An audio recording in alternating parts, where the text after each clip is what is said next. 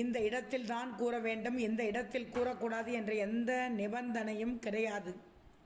இவ்வளவு நேரம் இத்தனை முறைதான் கூற வேண்டும் என்ற நிபந்தனையும் கிடையாது. எங்கு நமக்கு முருகனின் அருள் வேண்டும் என்று நினைக்கிறோமோ அங்கு இந்த மந்திரத்தை கூறலாம். முழு மனதோடு முருகப்பெருமானை நினைத்து இந்த மந்திரத்தை கூறுங்கள். கூறினால் முருகனின் அருளால் உங்களுடைய வாழ்க்கையில் இருக்கக்கூடிய தடைகள் தவிடுபொடி ஆகிவிடும் என்று நம்பப்படுகிறது. மந்திரம் இதோ.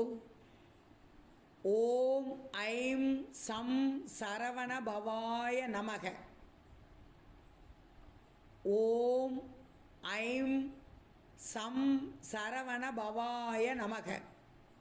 எளிமையான இந்த மந்திரத்தை உங்களுடைய மனதிற்குள் முருகப்பெருமானை நினைத்து கூறிக்கொண்டே இருக்கும்போது முருகனின் அருளால் எதை நினைத்து கூறுகிறீர்களோ அது நடக்கும் என்று நம்பப்படுகிறது.